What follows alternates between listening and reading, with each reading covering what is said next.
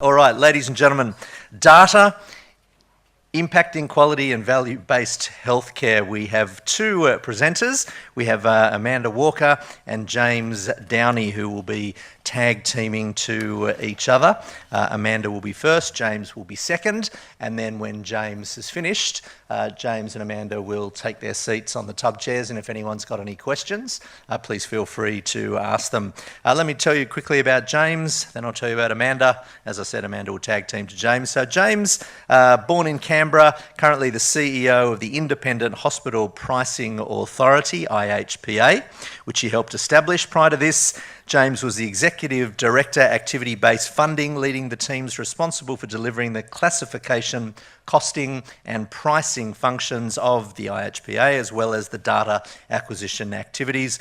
Previously, he held roles with the Victorian Department of Health, the Royal Children's Hospital Melbourne, and various technical and operational roles in the resources industry. Outside of work, he likes Ubering his children all around Sydney all weekend.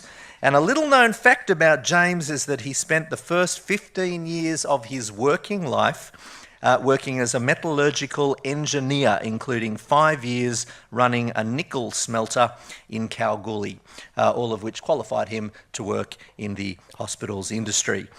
He's also a huge fan of Hugh Jackman movies. Speaking of Hugh Jackman, that is a lovely lead-in to our next presenter. You might be wondering why. I will tell you in a moment. Associate Professor Amanda Walker, born in Wauwatosa in the United States, born to Australian parents. Amanda is a Senior Clinical Advisor at the Australian Commission on Safety and Quality in Healthcare. Amanda's home is now in the Southern Highlands of New South Wales. Amanda works tirelessly to improve the way in which people die in New South Wales by building palliative care services and developing statewide tools to support care in the in the final days of life, as well as developing team-based approaches to decreasing deaths due to diagnostic error in hospitals in New South Wales, and preventing medical suicides by supporting medical students and junior doctors in distress. She's a senior staff specialist in palliative medicine, working in southwestern Sydney, having been Area Medical Director of Palliative Care and a Director of Medical Services before moving to the New South Wales Clinical Excellence Commission. As a Clinical Director at the CEC, she developed programs to improve patient care, including end-of-life care and diagnostic error. When not working, Amanda enjoys pottering in her garden in Mittagong, reading Jane Austen books and hanging out with her husband and her beloved cat, whose name is, and I promise you I'm not making this up, the name of her cat is Tenzing Fitzwilliam Fluffius Maximus. Tenzing has his own Facebook page and has 350 Facebook friends and counting. If you think all of that is far-fetched, Amanda's real claim to fame is that she's not only a fan of Hugh Jackman movies. Many years ago, I don't know how many, but many years ago, she once kissed Hugh Jackman, who went to the boys' school down the road. So James has seen his movies, but Amanda has been so much closer. Ladies and gentlemen, feline friends and jealous Hugh Jackman fans, please welcome the President of the Western Sydney's Wolverine Fan Club, Associate Professor Amanda Walker. Don't you regret telling me all the information? Thank you very much. What an introduction. So, first of all, I'd just like to pay my respects to local elders and to take a moment to remember where we are, that we're meeting on traditional lands of the local Aboriginal people. I work 3 weeks a month at the Australian Commission on Safety and Quality in Healthcare, and it's an Australian government agency that leads and coordinates national improvements in safety and quality of healthcare based on the best available evidence. Our goal is to ensure that healthcare is better informed, supported and organised to deliver safe and quality care. And we work in partnership with patients, consumers, clinicians, managers, policymakers and healthcare organisations. And our goal is to achieve a sustainable, safe and high quality health system. Now, a quick disclaimer, I am a clinician, but I work in the public sector. I do consult in the private sector, and so I do see patients in private hospitals, but I'm not actually currently a private practitioner. And I should flag that some of the information is the Commission's and some of the opinions are my own. So a couple of weeks ago, I was down at an Australian Digital Health Agency meeting, and one of the clinicians made the comment, "I feel like we are swimming or sailing in a sea of data, in an ocean of data, but we are sailing without a map. We are overwhelmed with the data that is coming at us from all directions, but it's not organised and we're not able to access it and use it in a way that makes sense to us." And I saw this quote, "Data without context or intelligence tells as much of a story as the words of a dictionary." And I started thinking about when we implemented a death review database at the New South Wales CEC. And the first bit of information it spat out, I searched for me and my medical registration number, and it demonstrated that I had a death rate of 70%, which would be a concern if you didn't take into account the fact that I'm a palliative care clinician, and that's an entirely appropriate thing. But if you just look at data without trying to understand it, you can run into some trouble. So we're here to think about safety and quality is everything that should happen for the patient happens, and safety is everything that should not happen to the patient does not happen. And we're aiming for zero preventable harm and 100% reliability. And how often, when you've been involved in patient care or when you're looking after a service that's looking after patients, how often can you say, "Nailed it, yep, we really got it right"? Look back and be really proud of the care you've delivered. Because often when we consider our own actions, we tend to overrate them a little bit. This was a study of board members in Victorian health services, and it demonstrated that basically 70 to 80% felt that they were better than other health services, and only kind of 20 to 30% felt that they were about the same or on par with other health services. And it's called the Lake Wobbegong effect because Garrison Keillor wrote a book about Lake Wobbegong days, and in it he said that all of the children were above average. And so we tend to think we're doing all right, and this is reflected again in an NRMA survey in New South Wales and Victoria, which demonstrated that at least in New South Wales and Victoria, 94% of male drivers and 86% of female drivers believe they are better than average drivers. And sometimes it's hard to acknowledge that what we've done doesn't actually nail it. It's not quite up to par. And so your Cookie Monster cupcakes end up looking like something from Fukushima, and your pancakes are really not perfect. And sometimes we do get it right, but only very occasionally in the best, most impeccable circumstances. This is a picture of what's called the Fire Falls in Yosemite in the US. And every few years, when the sun is setting at exactly the right angle, with a low full moon on the rise behind this hill, the waterfall lights up in a beautiful, glorious golden display that looks like lava. And it's just a refraction of the light. But it takes the absolutely perfect circumstances for it all to come together to happen. And sometimes with clinical care, it's a little bit the same. The moon has to be in the seventh sun and Jupiter has to align with Mars for us to be able to deliver really good care. So how can we use data to drive improvement? Well, the first thing I'd point out is that, in fact, the National Safety and Quality Health Service standards, which you will all be very, very familiar with, they were not set in stone and coming down from a mountain on high. They were actually driven by data.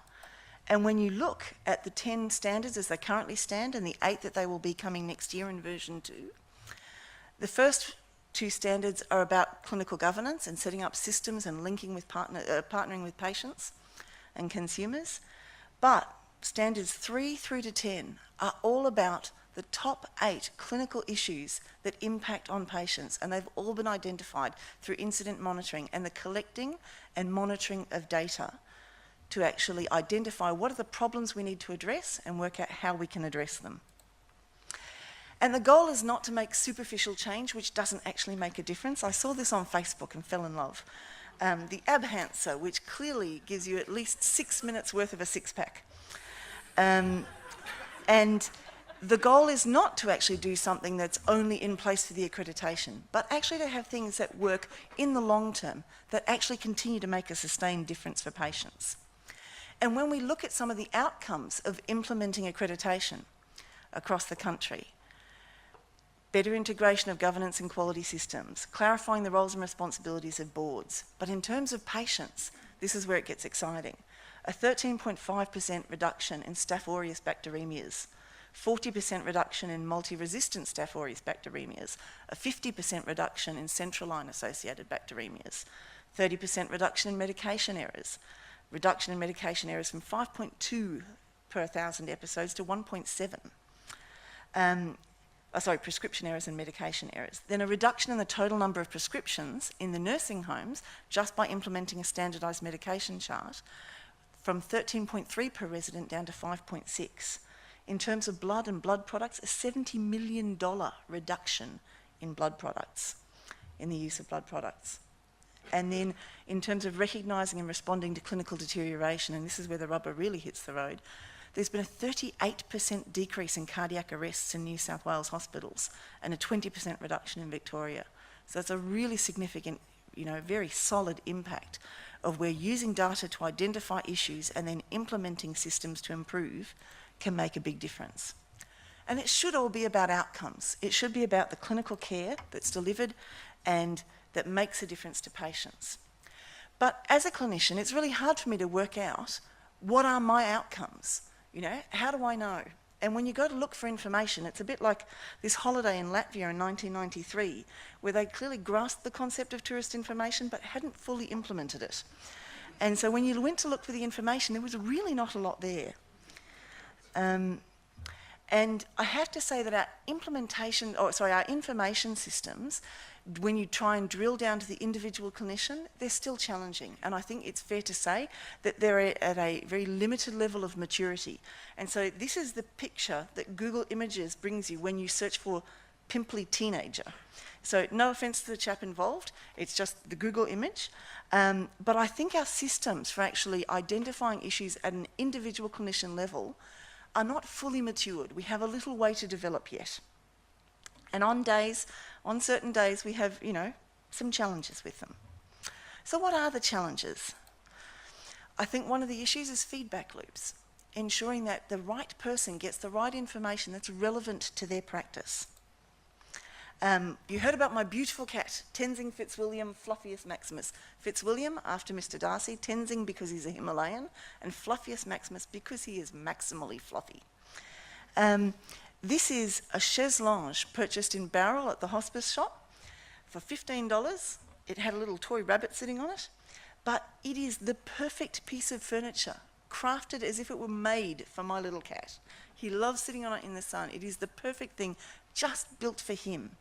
And it's really hard as a clinician to get data in a manner that's meaningful to you and that can actually drive your behaviour.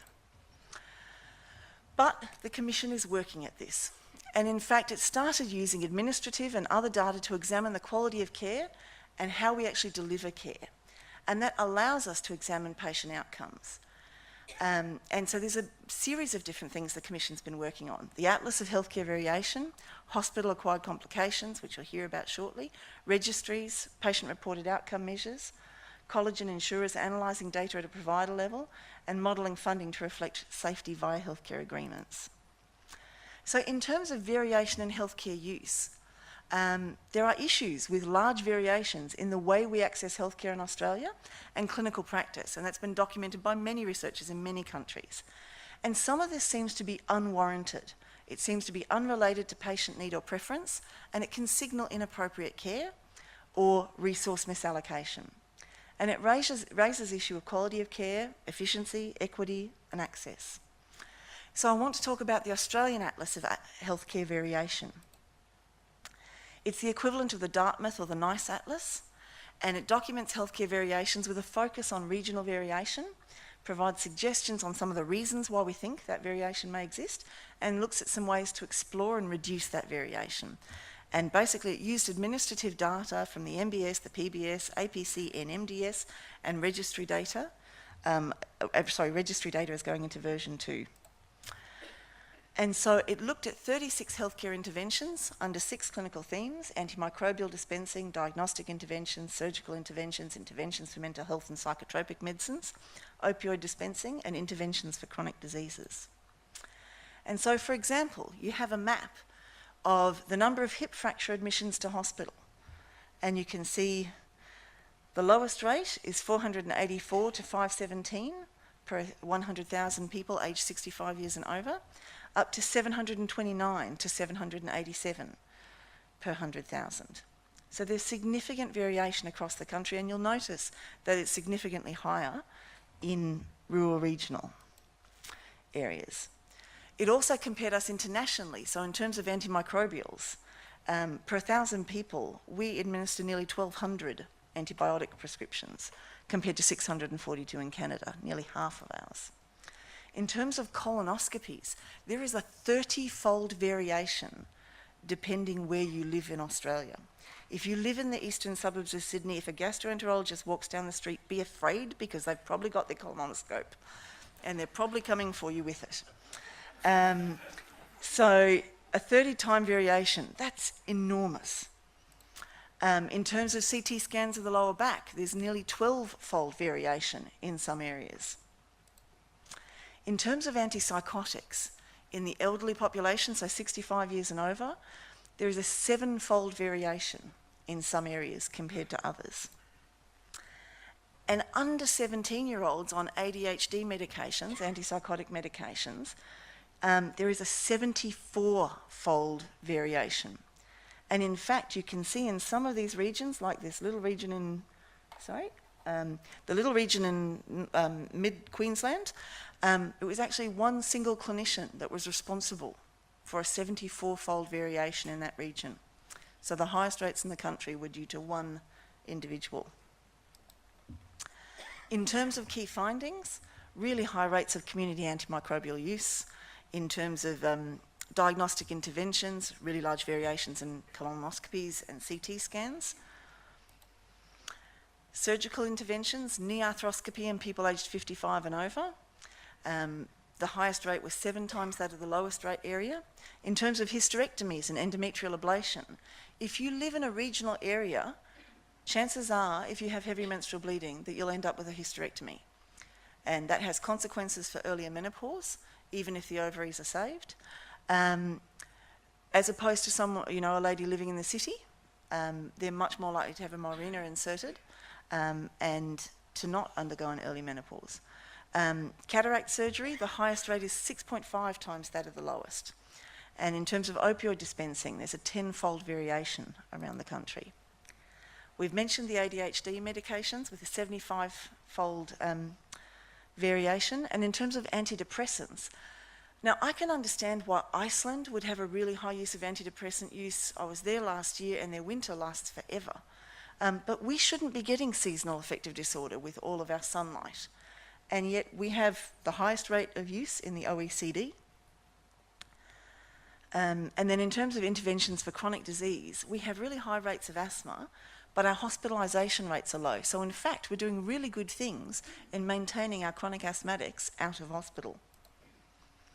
So in order to address this variation, the Commission has been developing some clinical care standards that, linked in with version 2 of the national standards, will be compulsory next year. So antimicrobial stewardship, hip fracture care, acute stroke, delirium. We're just finalising osteoarthritis of the knee and heavy menstrual bleeding, and we've started work on DVT prophylaxis and are about to start work on cataracts. Often where there's significant variation, it's because there's greyness to the evidence, or there's a lack of penetration of the evidence to the clinical coalface. And so we're working to ensure that people understand what appropriate care is. So how do clinicians actually respond to data when we get it? Douglas Adams, who wrote Hitchhiker's Guide to the Galaxy, said, "Human beings who are almost unique in having the ability to learn from the experience of others are also remarkable for their apparent disinclination to do so." And I think sometimes when we get data, we really don't always want to learn. And it's a little bit like when Homer Simpson was served the fugu fish. I don't know if you've seen this episode. It's fantastic. As a palliative care physician, Homer learns that he has 24 hours to live. And in this 20-second episode, or 20-second part of the episode, he goes through Elizabeth Kubler-Ross' 5 stages of grief.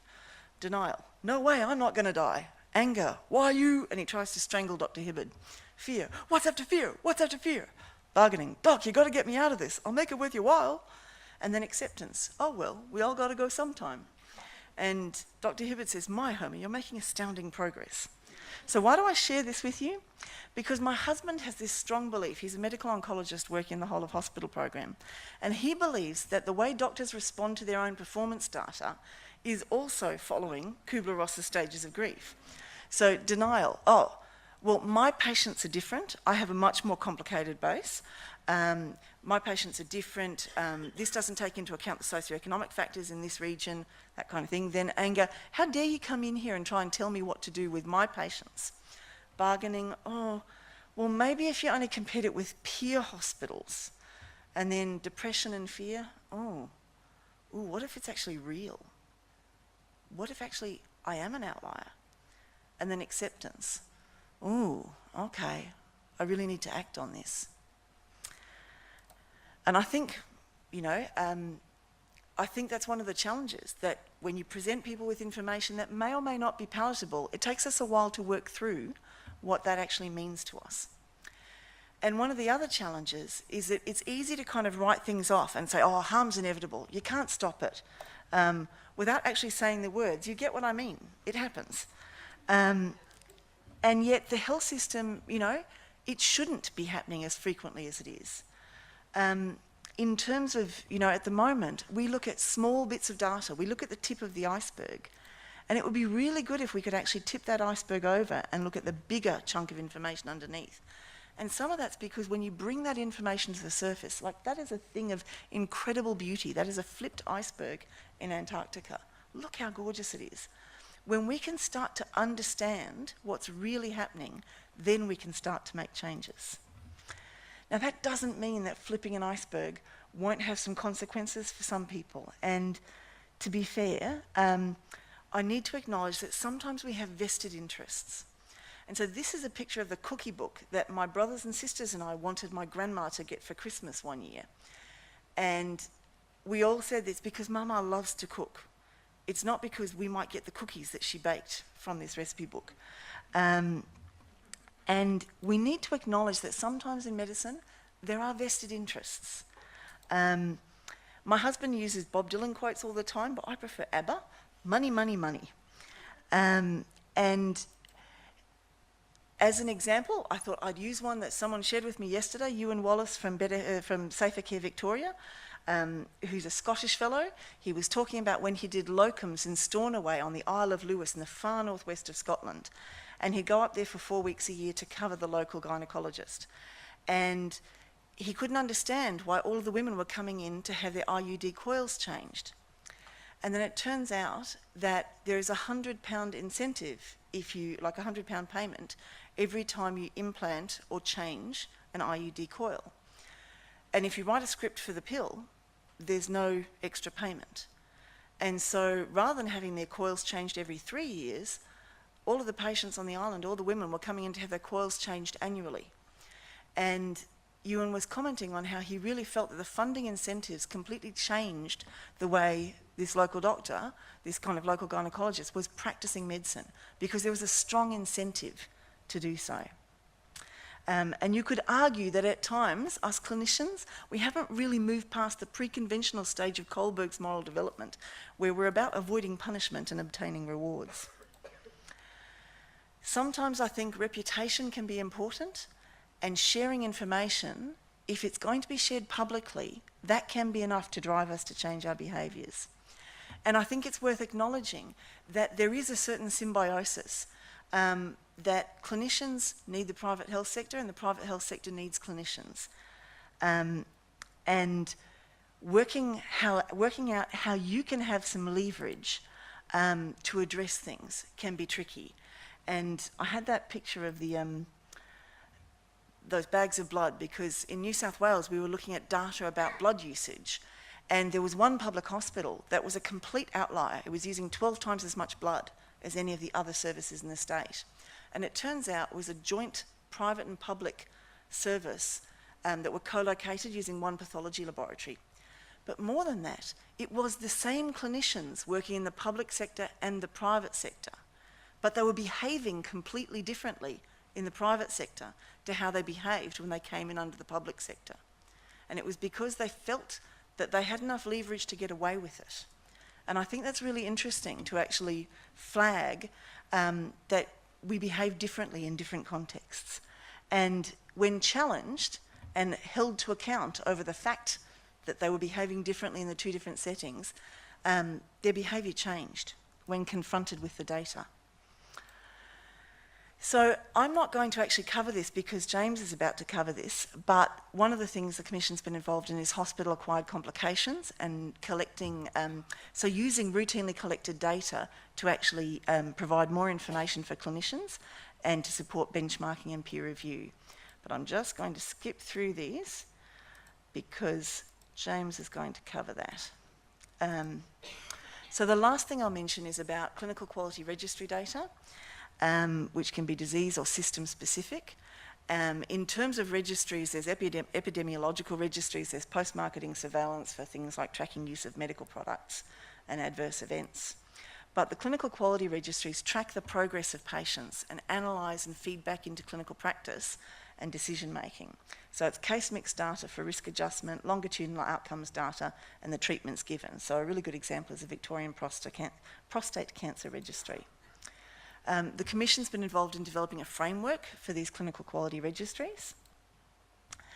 And there's been some national economic evaluation of clinical quality registries, which has actually demonstrated really significant positive returns on investment and a really positive benefit to cost ratio.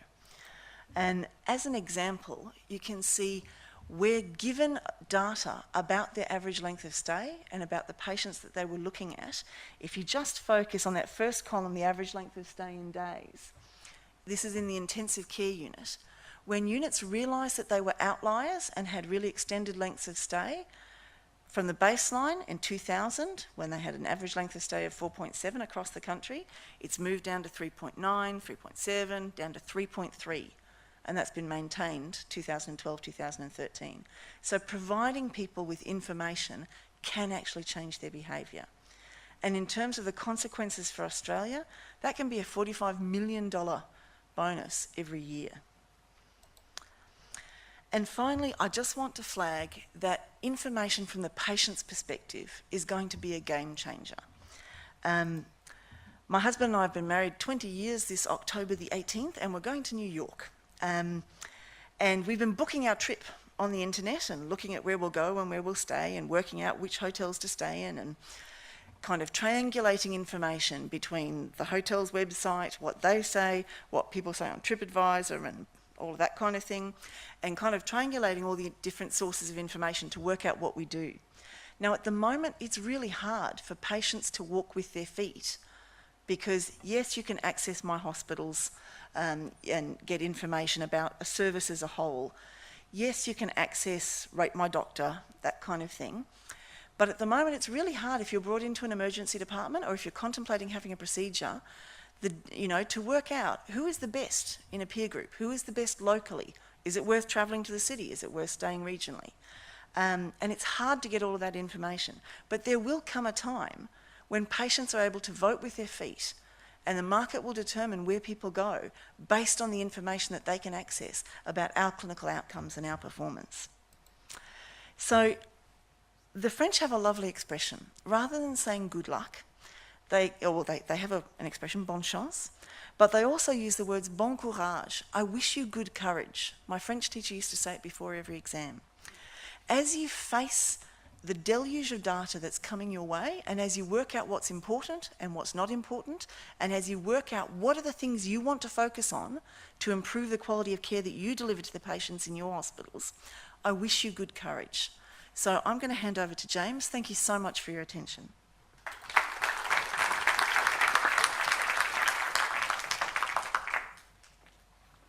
Thanks very much, Amanda. So I think this dovetails quite nicely into what I'm going to speak about. So for those who don't know, IPA, the Independent Hospital Pricing Authority, our job is to set the national efficient price for services delivered in public hospitals, as well as maintain the classification systems, accounting rules and costing rules that underpin ABF in the national system. Right back at our very first piece of work, our first pricing framework, we said we would contemplate how to incorporate safety and quality into pricing rather than just have a simple pure output system. We asked stakeholders what they thought of that, and we had some fairly mixed feedback, and as a result started work with the Commission with a joint working party on pricing for safety and quality. The starting point really is that studies both in Australia and international show that adverse events are expensive and account for a fair bit of cost in the system, between 12% and 16.5%, depending on which source you choose. But there's also very good evidence that the provision of data and feedback of performance data to clinicians has a big impact on performance, and that's in the literature around the world. So as I said, we established a joint working party in 2012, so it's been quite a long process. It's been a very clinically driven process. The JWP had a number of very senior clinicians from around the country on it, as well as people from health departments and some private sector representatives as well. And the first thing we did was review the CHADX classification. So people, I think, are probably familiar with the CHADX, the classification for hospital-acquired diagnoses. And this is picks up every diagnosis that occurs within a hospital using the condition onset flag. And it throws up hundreds of thousands of data points, and it's a very good example of people swimming in data but not very much information. The feedback from clinicians was that it wasn't really actionable. There was a lot of stuff in there that they didn't feel was preventable. Yes, it had arisen during the hospital stay, but certainly they weren't sure that better practice could prevent it. And the classic example I always use was jaundice in a newborn child. That happens within the hospital episode, but clearly isn't necessarily preventable. So we then worked with them to develop the HAC list, the hospital-acquired complication list, which I think by now this audience is fairly familiar with.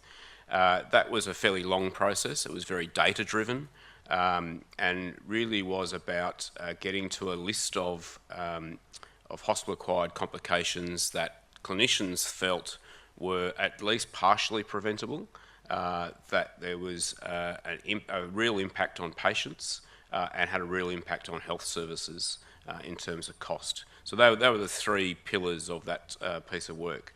And the most striking comment, I think, through that 12-month process was a clinician looking at the data and saying, I have no idea of what my relative performance is. I don't know what the rate is in my hospital or in my practice, let alone how that compares with my peers at the next hospital or a comparable hospital across the country. So that really was a big eye-opener for me. We've also worked with the Commission around designing a best practice pricing approach for hip fracture care, which really is leveraging the clinical guidelines, the clinical standards to say if these 6 things are done using registry data, what would the uplift payment we could give to a hospital. Now that work's kind of fallen onto the back burner while we've been advancing the work on the hospital-acquired complications. So in 2016 there was a heads of agreement signed by COAG on the 1st of April. I'm sure you've heard Stephen Duckett refer to it as the April Fool's Day Agreement, which I always find very helpful. And it requires us to consider pricing and funding approaches for quality and safety, and in 3 areas in particular. The first one is Sentinel events, and I'll go into that one a little later on. The very big piece of work we're in right now is hospital-acquired complications, and also to consider avoidable readmissions within 5 days. So as I said, it was a clinically driven process, a very intensive process, and all of this relies on the condition onset flag. So the important thing I think to note on the HACs is this is data that we've been collecting in the health system for now over 10 years. The condition onset flag is coded by coders in hospitals around the country, so there's actually no incremental cost and no incremental increase in the data burden of this data. People are certainly paying much more attention to it and spending a lot more time getting the quality right, but we haven't had to introduce any new data infrastructure for this piece of work at all.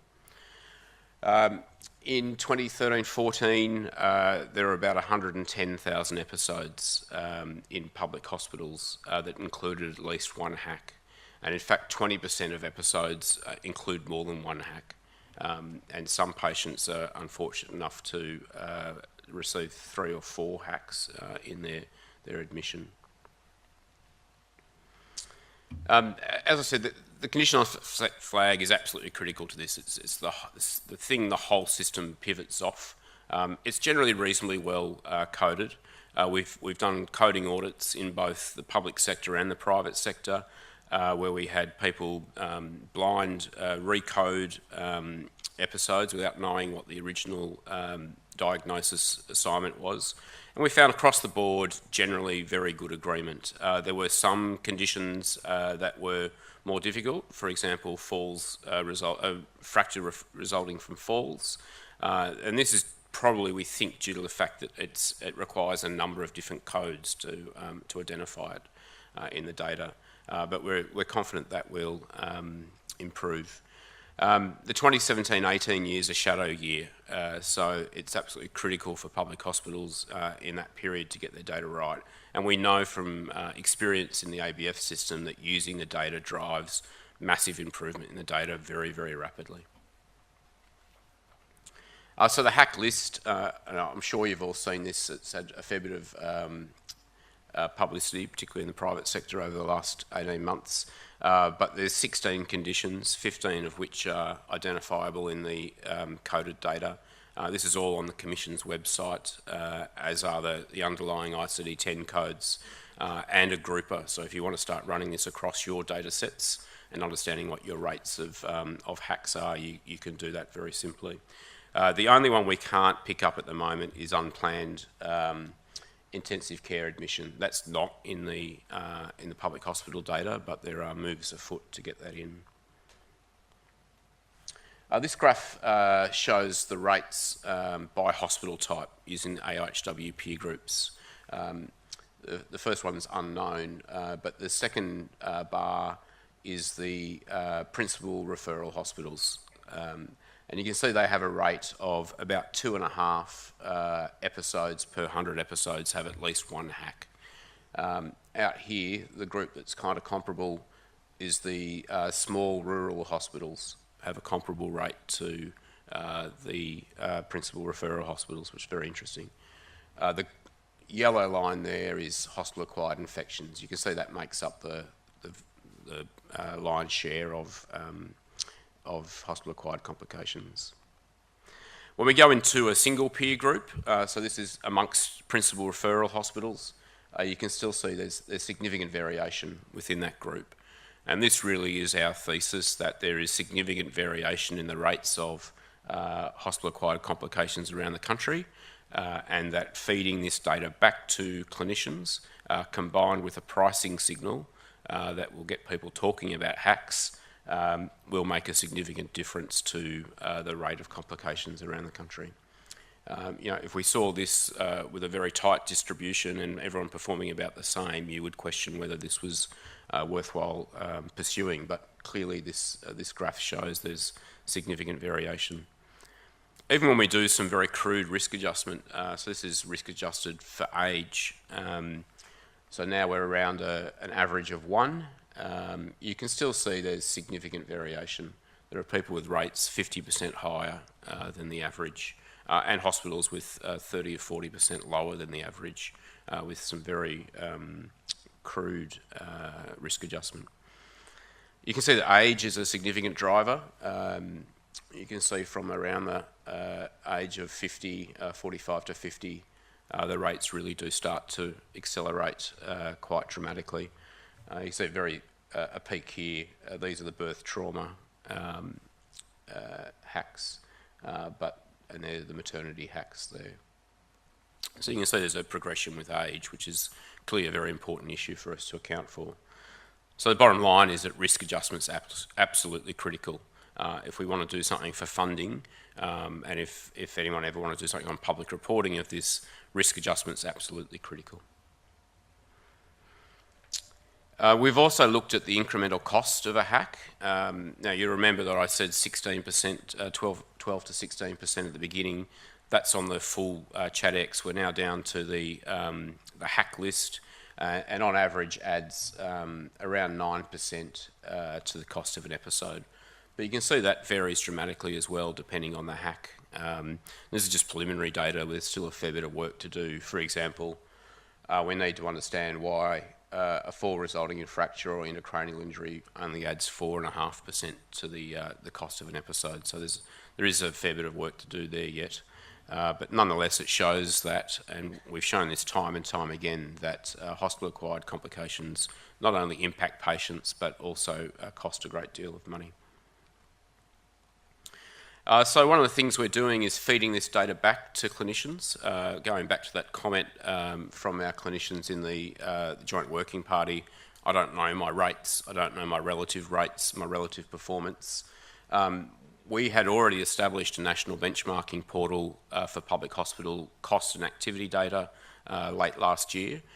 Early this year, we've now put in hospital-acquired complication data. So this allows people in public hospitals who have been signed up by their state health departments to compare at a state level, at an LHN level and at a hospital level and at a DRG and principal diagnosis level, their rate of hacks by individual hacks and compare that either to the hospital down the road or the comparable unit across the other side of the country. And we think that this is probably the most important part of our work, is getting this data out there and allowing people to really explore if they're performing differently to their peers and then start that conversation about why.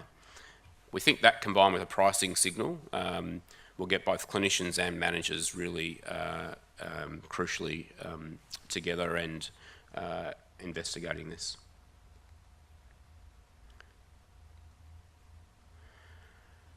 So then we have Sentinel events, and again, I'm sure you're all familiar with those. So these are the 8 often called never events that are considered to be really wholly preventable. I should note the Commission are currently undertaking a review of this list that is expected to be completed in about July. At the moment, we only have headings. We don't have any detailed definitions of these. So that's a piece of work that the Commission are finishing this year. But these have been reported publicly since about 2004. In the public sector, there's about 100 a year. So from 1 July this year, the pricing authorities determined that there'll be no payment for any episode in a hospital that includes a Sentinel event. So as I said, we think there's about 100, there were 102 reported in the most recent data. And we think that has about a $5 million impact on funding. So it's not a massive reduction in funding, but nonetheless sends a very clear signal about what government is prepared to pay for in public hospitals. It's not risk adjusted because the occurrence is so low. It's actually not technically possible to risk adjust, but also not necessary because it's not occurring in the same hospital or the same unit over and over again. So that wraps up my slides, so very happy to take some questions.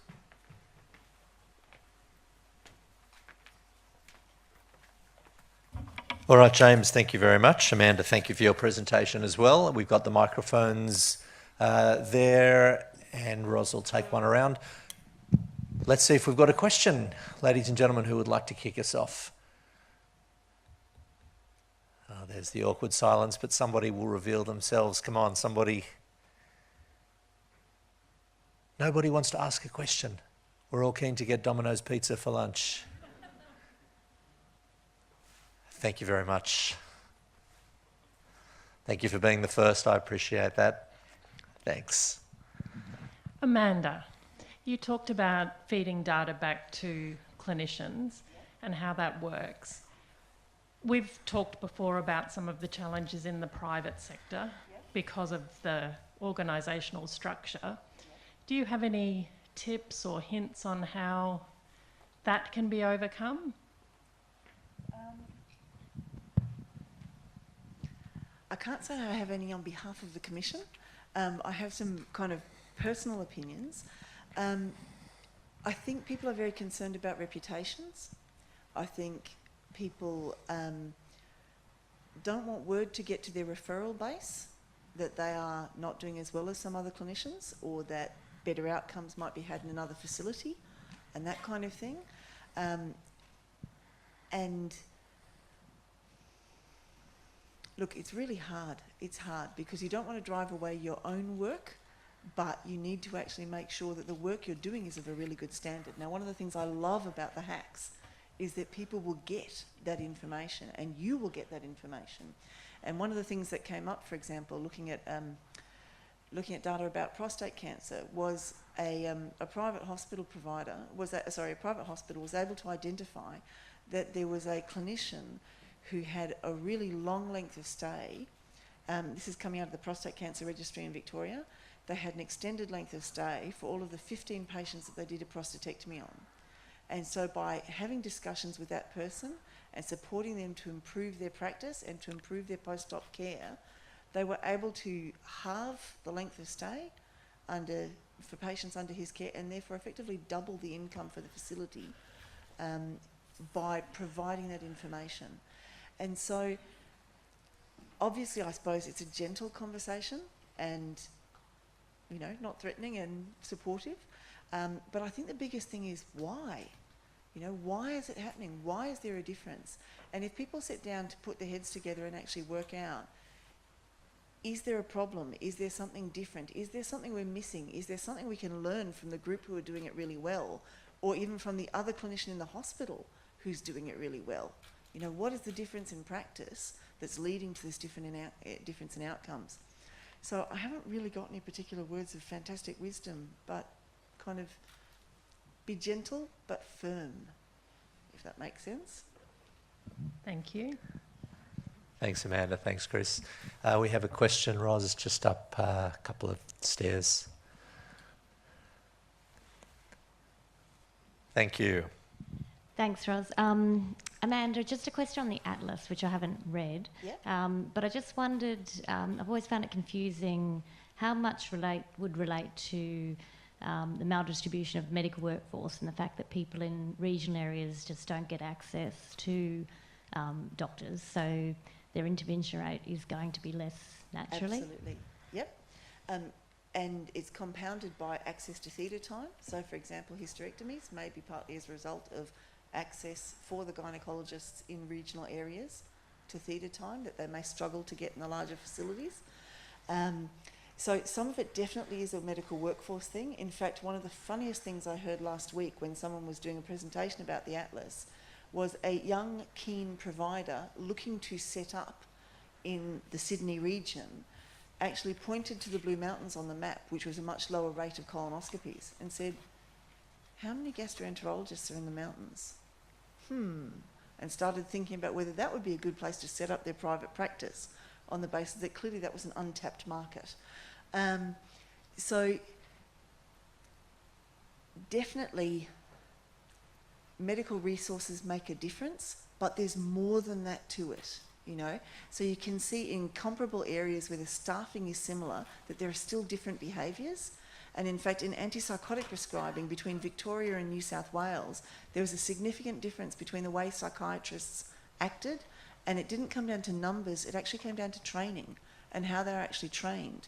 And so the Victorian and New South Wales psychiatric associations are actually looking at how they're training their registrars and providing different information, because they're able to identify a really significant, very sharp border difference in that one issue. So yes, medical workforce comes into it, but it's not only medical workforce. I wonder if you could overlay, suicide rates in young people in a region compared to drug prescribing, or rates of death from cancer, prostate cancer in one region to the colonoscopy rates, or that sort of thing, to make it more real, so you can look. The beautiful thing about the Atlas is it starts a conversation.